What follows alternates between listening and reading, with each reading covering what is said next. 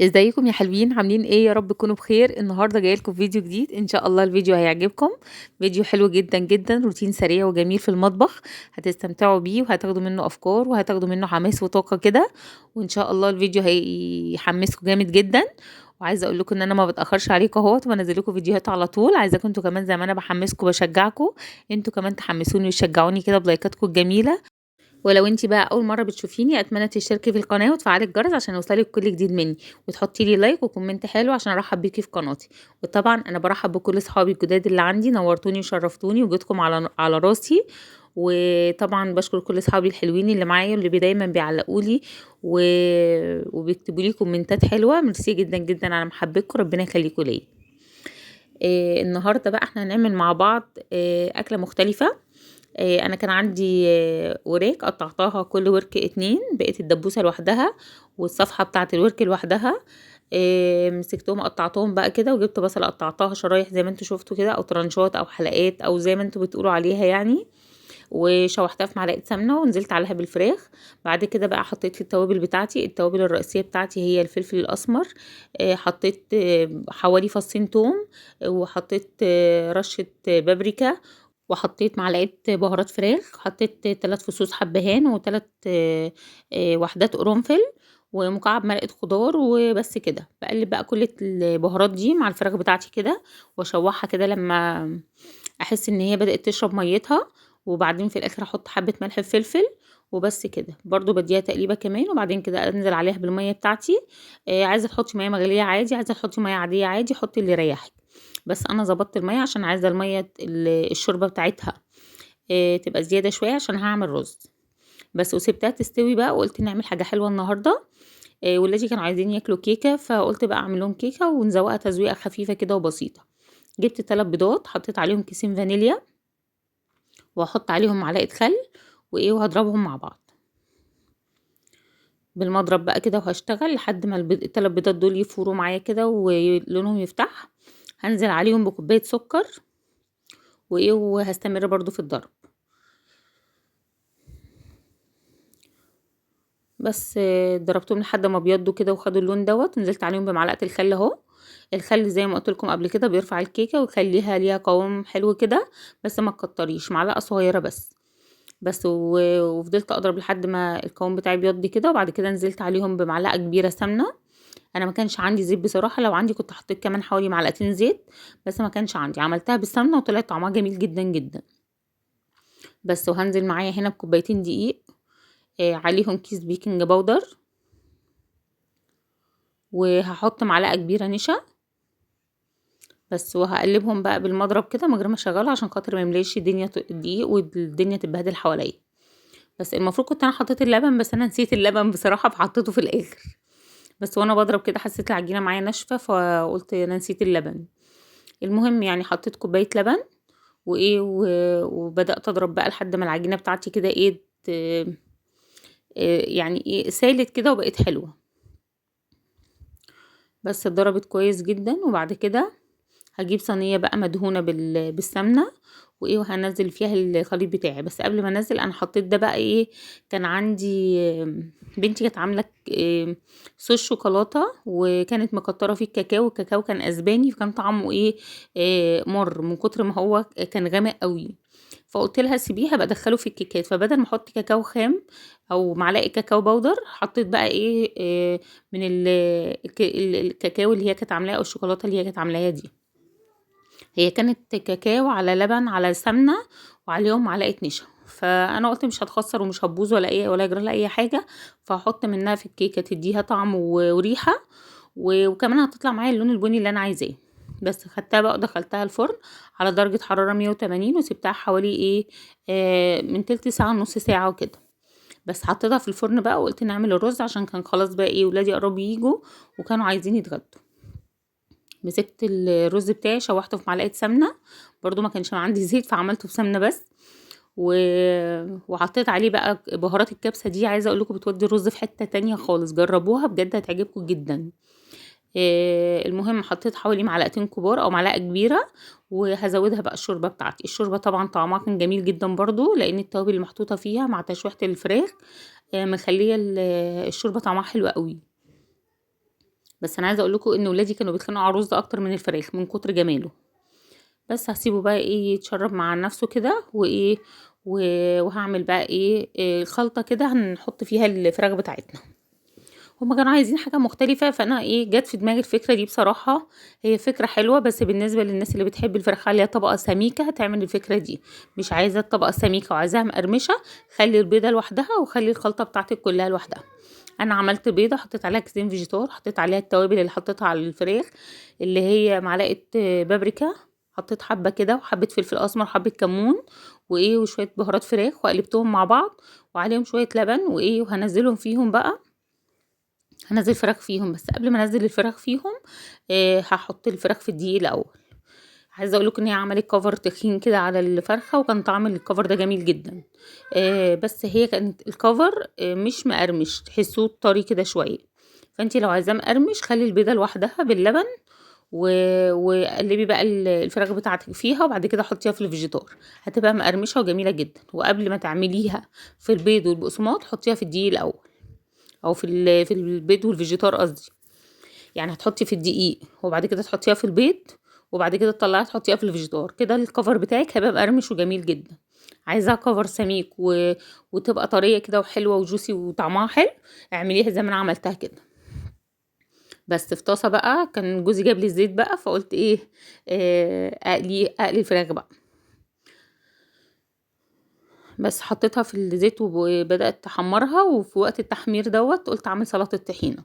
جبت معلقتين طحينة من اللي انا كنت عاملاهم معاكم في القناة قبل كده، حطيت عليهم يعني سنة فلفل اسمر وسنة كمون، سنة بابريكا، ممكن تحطي بصل بودر وتوم بودر لو بتحبيهم، ومعلقة خل وعصرة ليمون. بس كده، وزوديهم حبة مية وقلبي، وهتبقى معاكي سلطة طحينة جامدة. مش عايزة تحطي مية وعايزة تحطي زبادي حطي برضو، بيبقى طعمها جميل. بس وكده بقى كان الاكل بتاعي خلص، وكنا خلاص هنتغدى. وده شكل الاكل بتاعي بجد، كان اكل جامد جدا، اكله جميله ومختلفه وطعمها حلو وحاجه مختلفه. عملت جنبها طبقه سلطه وقدمتها بالشكل ده. اتفضلوا معانا بقى. المهم نشكر ربنا على كل حال، طبعا نعمه الاكل في البيت دي نعمه كبيره جدا، الحمد لله عليها، ربنا يديمها ويحفظها من الزوال يا رب. المهم هنا بقى كانت الكيكه طلعت وكانت بردت كمان. جبت بقى معايا هنا الكسرولة دي، حطيت فيها حوالي كوباية لبن، واحط حوالي معلقة صغيرة نشا، وهقلبهم معايا. هنعمل خليط كده نحطه على الكيكة من فوق. وحطيت معلقتين سكر وكيس فانيليا ومعلقة صغيرة كاكاو بس. وهنقلب كله على البارد وعلى البوتاجاز بقى. قبل ما احطها على البوتاجاز حطيت فيها معلقه سمنه برضو وعلى البوتاجاز بقى، وتقلبي فيها، تفضلي تقلبي عشان ما تكلكعش معاكي، لحد ما تبقى سايله كده زي المهلبيه بس خفيفه، مش المهلبيه بتبقى تقيله شويه. بس هتاخد معانا السمك ده. هجيب الكيكه بتاعتي بقى اخرمها بالشوكه وهسقيها باللبن عشان تبقى طريه كده وحلوه. انا عايزه اقول لكم ان طعمها كان عامل زي الهوهوز، زي جاتوه. كان طعمها جميل قوي قوي، جربوها وهتعجبكم، الطريقه حلوه وممتازه بصراحه. بس بدأت اسقيها باللبن كده كلها، هتسقي كلها باللبن، وبعد كده هحط معاها عليها بقى الخليط اللي انا عملته او المهلبيه اللي انا عملتها دي. بس طعمها كان حلو بامانه جدا جدا، وكانت طريه قوي وطعمها يعني روعه، جربوها هتعجبكم. بس نزلت الخليط عليها وزوقيها بقى، عندك اي حاجه من على الوش حطي. انا كان عندي بصراحه شويه جوز هند صغننين جدا، رشيتهم على الوش كده بس. وحطيتها في التلاجة بقى، اول ما بردت قطعتها بس، رشيتها كده وسبتها بقى شويه صغننين في التلاجة كده. اول ما حسيت ان هي اتمسكت مسكتها بقى قطعتها. قعدت حوالي 10 دقايق او ربع ساعه في التلاجة بس. هتقطعيها بالشكل ده بقى، هتطلع معاكي طريه وجميله جدا جدا. جربوها صدقوني، طعمها فعلا حلو، هيفرق مع اولادك جدا، وحاجه حلوه في البيت ومش مكلفه قوي وبسيطه. هنا بقى انا كنت قطعت وكنت بصور، والمقطع ده ما تصورش معايا اصلا، يعني انا قطعت وكلت وانا واقفه وكده، وببص لقيت الفيديو واقف اصلا مش بيتصور، فهطلع قطعه تانية وهوريها لكم. بس بصوا سمكها عالي وشاربه لبن وطريه جدا جدا وطعمها جميل قوي قوي. بعد ما خلصت بقى كان عندي مهرجان مواعين فقلت بقى اغسله وانضف المطبخ وانا واقفه بقى، علشان لما اطلع اقعد ما يبقاش ورايا حاجه في المطبخ. بس عايزه اقول لكم المطبخ بصراحه كان متبهدل جامد جدا جدا، وحسيت ان كله ملزق بقى، ومكان ما كنت بعمل غدا وعملت حاجه حلوه، وزي ما انتم شايفين كده كنت بدلق لبن. اللبن ساعات بيطلع بره، اقلب طحينه الطحينه بتطير مني. بضرب بالمضرب ساعات بيطرطش بره. فالرخامه عندي بصراحه كنت احسها مش نظيفه، فقلت ايه بقى، اتحمس معاكم كده واحمسكم واشجعكم واغسل الرخام كمان بتاع المطبخ وانضف المطبخ ونعمل فيديو حلو مع بعض. بس هنا بقى ايه، مسكت المواعين كلها اللي كنا بنتغدى فيها غسلتها و... وبس كده.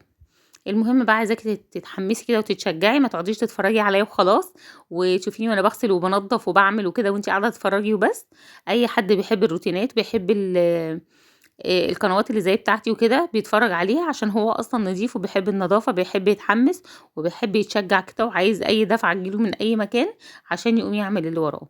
بالذات الفتره دي فتره كسل غير عاديه، وكلنا مكسلين كده مع انها فتره امتحانات وفتره خروج ودروس والكلام دوت. بس الواحد ساعات بيحس ان هو كسلان. المهم بقى ما تكسلوش كده، نزلي ولادك الدروس ولا حاجه، وقفي لك نص ساعه في المطبخ كده، خلي مطبخك بيلمع، وعشان حتى نفسيتك تبقى مرتاحه. بس وطبعا احنا بعد اي اكله طبعا طبيعي جدا ان المطبخ لازم بيتبهدل مهما كنتي بتحافظي على نظافته، بس برضو طبيعي انه بيتبهدل، فلازم تغسلي مواعينك، تغسلي البوتاجاز. ما تسيبيش حاجه وراكي كده، والمطبخ بالذات لازم يبقى نظيف وبيلمع، لان ده المكان الوحيد اللي مطلع منه الاكل، لازم كل حاجه تبقى نظيفه فيه. بس مسكت رخام بقى وقلت انا بقالي فتره ما عملتوش معاكم، على طول بنضفه كده بالبخاخه بتاعتي وانا واقفه بعد كل اكله. يعني بمسك كده معايا بخاخه اللي فيها كلور وشويه خل وشويه كلوركس الوان، وببخ بيها كده وامسح الرخام بتاعي. بس قلت لازم ادعكوا بقى معاكم دعكه كويسه كده، لو انتوا بتعملوا زي كده وبتنضفوا كل يوم من على الوش، لا هيجي يوم بقى وتحسي ان انت لا لازم تشيلي كل اللي على الرخامه وتدعكي الرخامه دعكه محترمه كده بشويه كلور ابيض كده مع شويه كلوركس الوان وشويه بريل مواعين. واغسلي بقى الرخامه بتاعتك، نضفيها كده، ولمعي اي حاجه بتستخدميها في المطبخ، عقمي اي حاجه موجوده عندك عشان مطبخك يفضل نظيف وبيلمع كده. بس بدأت اشيل كل حاجه، امسحها وانضفها وارجعها مكانها تاني. والفوطه بتاعتي دي طبعا بتبقى مليانه صابون و... وبريل من اللي انا بشيلهم من على الرخامه. كل شويه بروح اشطفها على الحوض وارجعها تاني، ومبلوله معايا بقى اي حاجه بنضفها بتنضف في ايدي. بس نضفت الرخامه اليمه دي وهشيل بقى الميكرويف اليمه التانية وهمسكه انضفه برضه. بس حتى الزرع بتاعي، الحاجات الديكور البسيطه اللي انا حطاها دي، لما بسيبها فتره بحس ان بيبقى عليها تراب كده، فالاحسن ان انا المع كل حاجه وانضف كل حاجه، يفضل دايما مطبخي حلو وبيلمع كده. انتي كمان ما تسكتيش على مطبخك، عايزاكي تتحمسي كده وتتشجعي، ما تتفرجيش وخلاص. قومي على طول اعملي اي حاجه وراكي، مش لازم في المطبخ، ممكن الحمام، ممكن اوضه الضيوف عندك، اوضه النوم، اوضه الاطفال، اي اوضه عندك حاسه ان انتي مأهملاها او مكبره دماغك عليها، قومي على طول اول ما تحسي بشويه باور وطاقه كده عندك، قومي خشي الاوضه دي او المكان ده على طول ونسيفيه بقى، نضفيه وما تطلعيش منه غير وكل حاجه فيه معموله. صدقيني هيفرق معاكي جدا جدا، وهيفرق في نفسيتك. ده غير كمان انك هتحسي ان انتي لو وراكي حاجه اتشالت من على دماغك. مش معنى ان احنا نضفنا في العيد بقى ونضفنا الاعماق ان كل حاجه هتفضل زي ما هي مدى العمر. لا بالعكس، انا عايزه اقولك ان احنا بنضفه النهارده تاني يوم بيتوسخ. فاحنا نضفنا تنظيف عميق في العيد، اللي هو بقى شيلنا السراير، نضفنا الحيطان، غسلنا مراوح وشبابيك وبيبان والحاجات دي. الحاجات دي احنا ما بنعملهاش غير في الاعياد بس، او على الاقل كل دخلة صيف وكل دخلة شتاء، كل شهر مرة كده يعني. كل واحد طبعا على حسب طاقته، على حسب ما هو مرتب بيته ومرتب حياته بيشتغل وبينظف. بس المهم دايما ايدك تبقى في بيتك كده وفي اي حتة في شقتك، يفضل دايما بيتك نظيف ومحمي من اي حاجة وحشة، وطبعا تخلصي من اي كركبة اول باول عشان خاطر الدنيا عندك تبقى رايقة ونظيفة و... وتبقى سهل عليكي في تنظيفها. بس هنا بقى مسكت الرخامه اللي تحت الميكرويف. طبعا انا مسكت الميكرويف زي ما شفتوه كده، دعكته وغسلته غسله كويسه. طبعا انتي لو عندك ميكرويف اغسلي برده، ما يهمكيش، ما تقلقيش خالص. بس اهم حاجه ابعدي عن لوحه المفاتيح اللي في الجنب دي، ما تجيبيش عليها صابون خالص، امسحيها بس بالقماشه اللي في ايدك او بالفوطه الناشفه كده، بحيث ان هي تبقى نظيفه من غير ما يجي عليها ميه او تتبل، عشان لا قدر الله ممكن تتحرق او يجرى لها حاجه وتقولوا ايه ان لولو هي السبب. لا انا بنضف وببقى عارفه انا بنضف وحدودي فين. اي حاجه بغسلها، حتى غسلت الاطباق، غسلت الهدوم، اي حاجه بغسلها بغسل كل حاجه وبدعك كويس، وببعد عن المكان اللي فيه البورده او اللي فيه لوحه المفاتيح بتاعه الجهاز. بس المهم نضفي برضو اجهزتك، اي حاجه عندك حاساها متبهدله، مكان ايديكي متبصمه مش عارفه ايه، لما نضفي اي حاجه تقابلك. كله صدقيني هيروق اعصابك وهيهديكي وهيخليكي دايما مش شايله هم ان اما بتنضفوا اي الدنيا عندك مكان تكون بيبقى مش ايه هم نظيفه، وتشامي على دماغكم ومن او انتوا على عارفين انتوا قلوبكم. لما وبتحسي ان انتوا رايقين كده. انا عايزه اقول لكم صدقوني ان انا قبل ما انضف المطبخ دوت، انا كان عندي ضلفتين كده في المطبخ اللي هما بتوع البلاستيك. من كتر ما انا بنزل وابني بينزل ويطلع ويلعب وكده الدنيا متدربك، فتحتهم روقتهم، حسيت ان انا اتحمست واتشجعت كده لان انا اكمل تنظيف المطبخ. يعني انا خلصت الغدا وحسيت ان انا ريحت ومش قادره انضف.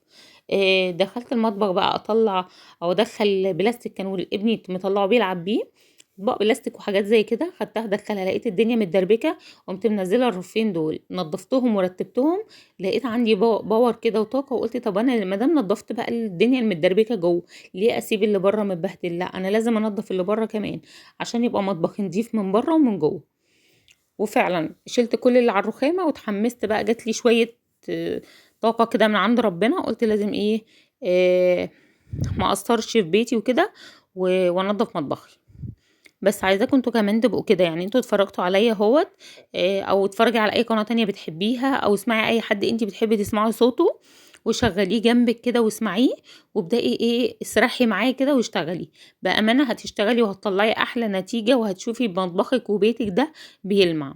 انا بيجي عليا وقت من كتر ما انا مش سايبه حاجه ورايا، ببقى بلف حوالين نفسي كده في الشقه عايزه اعمل اي حاجه.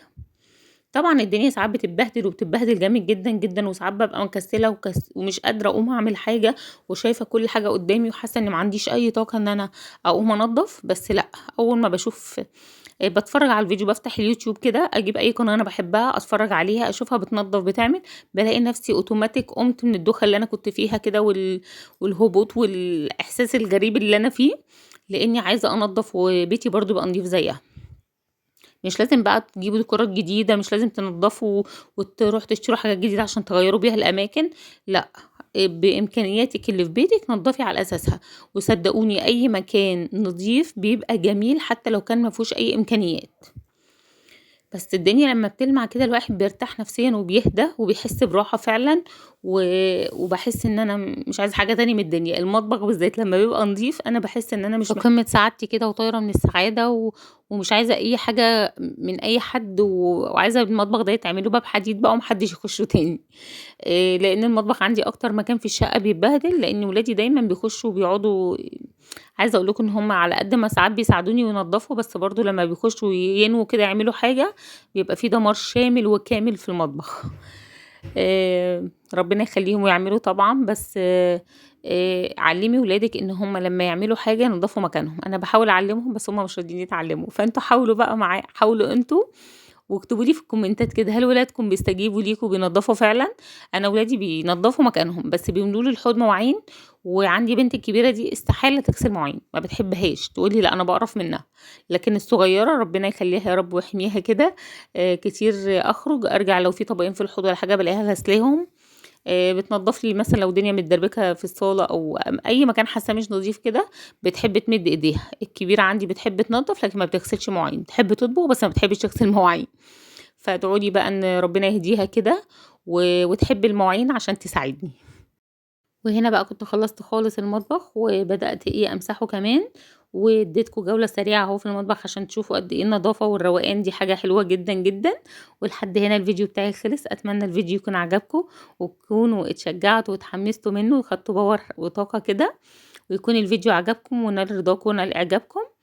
واشوفكم في فيديو جديد واشوفكم على خير. بس عايزه اقول لكم بقى قبل ما اقفل الفيديو، عايزه اقول لكم ان انا خلصت المطبخ كله وخلصت كل اللي ورايا، وحسيت ان انا عايزه اقعد كده اشرب حاجه تهدي اعصابي، فقلت اعمل كوبايه شاي بلبن. انا من محبي الشاي بلبن جدا جدا جدا.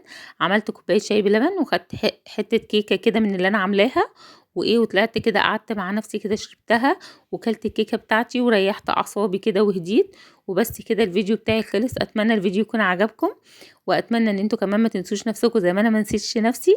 واشوفكم في فيديو جديد واقول لكم على السلامه. باي باي.